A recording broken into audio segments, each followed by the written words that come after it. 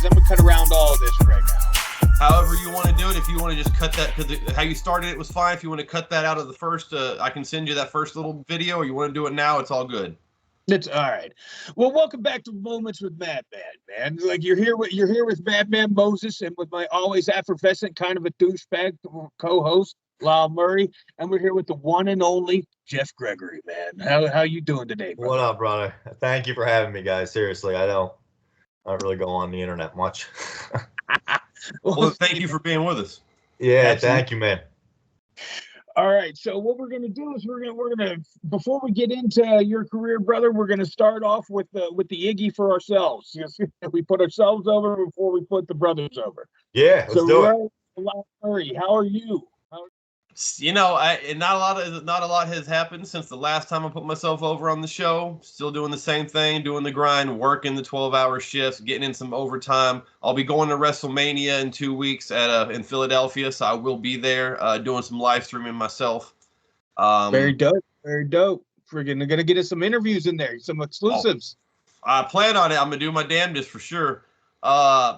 In May, I'll be back down in Arkansas at Classic Championship Wrestling and Action Wrestling Entertainment to do a couple more appearances and get in the ring myself. But other than that, man, Nice, bro. Other than that, I stay mad and do what I can to make that money and stay happy and safe. I dig it, and I dig it fully, man. But other than that, man, just getting ready myself, getting trained up, and I know Jeff Gregory's always staying in shape. So as we transition to you, my friend.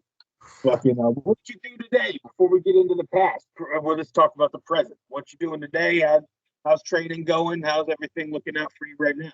I got training tonight at 7:30. I do it at night, and I'll lift during the day usually.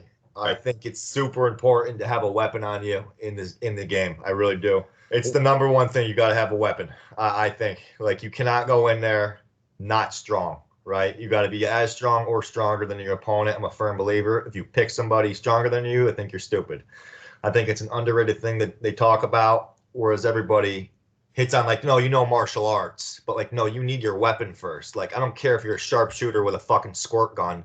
I got an AK, and I'm hip firing. Let's expand upon what you mean by your weapon. You mean body. Your physique is your weapon. It is your weapon. If you're in a prison cell, that is your weapon. You got nothing. Wherever you're at, you don't know life. You're going to come across situations. It's your permanent weapon you always have on you. I'm all for upgrading it.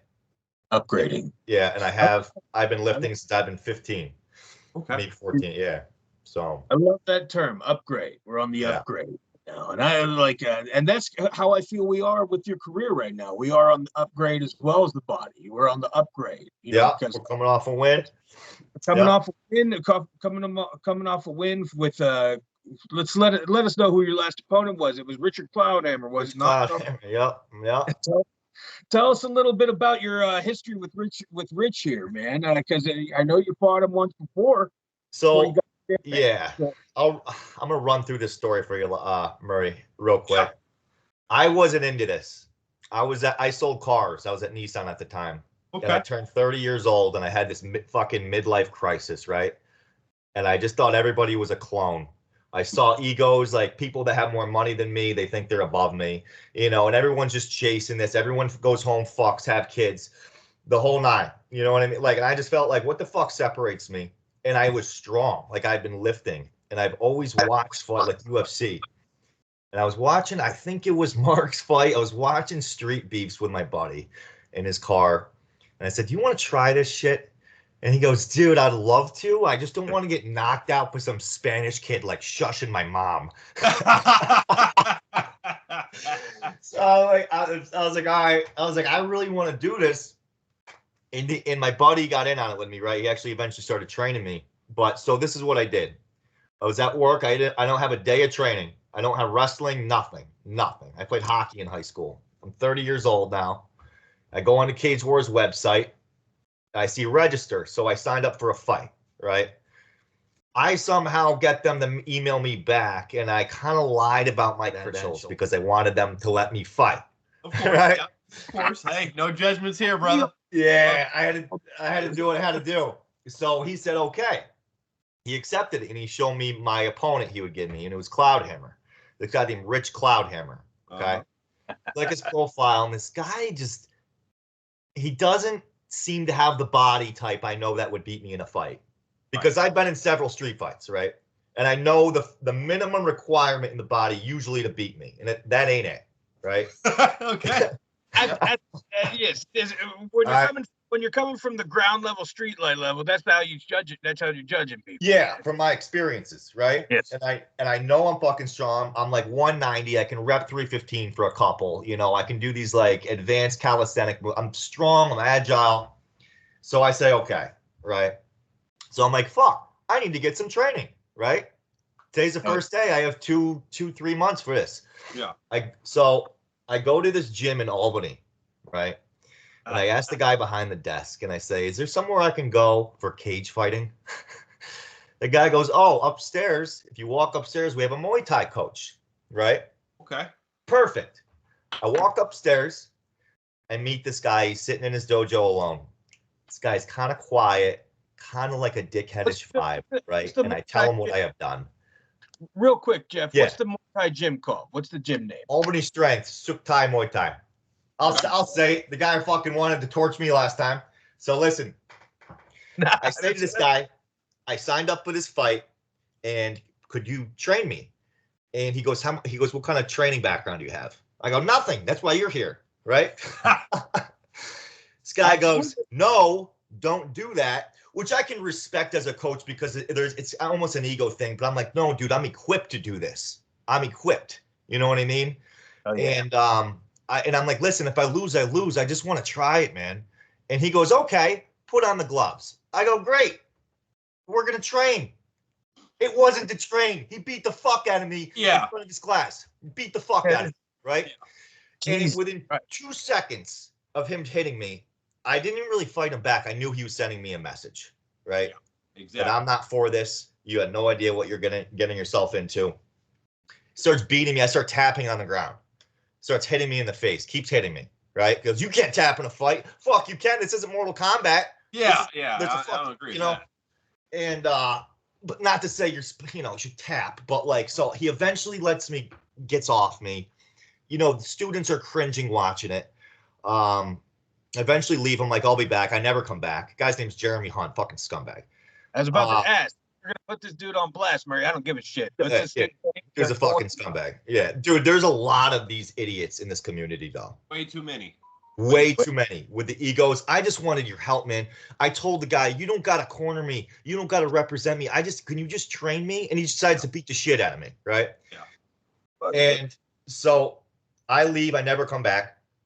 And I end up going to Renzo Gracie, a jiu-jitsu school. And this guy is a black belt, and he teaches me just defense for the next 2 months. And it almost screwed with my head how to fight because I almost thought it was a jiu-jitsu match in my head. Right. And then it was so bad, man. So I have the fight with Rich is coming up, right? I get to the fight. The build up to it is insane. I'm dying on the inside. I was in an office behind my desk 2 months ago. I'm now in front of 1,200 people. I have cameras on me. I didn't even know they had like cameras in your face. I had no idea what I was getting myself into, right? Yeah. Wild, right? Wild. Yeah. Change. And I remember 2 days before that fight, I was so nervous. I wrote out an essay to Tim Rankins backing out, and I flipped the coin in my room saying, this is heads, you don't do this. This is tails, you do this. I flipped, I got tails, and I went through with it. And it's the fates telling you like who you're supposed to be, brother. That's the fates. Yeah, I took it as God, right? Yeah. And so Murray, I went to the fight, and I showed up. And I was so nervous. I almost just tried to intimidate him with a tough guy act because I knew he knew my body was more equipped. He knew nothing about me. I could have, you know what I mean? It was the unknown that was probably scary to him, right? And so we get in the octagon. They say go. I fucking just rush him.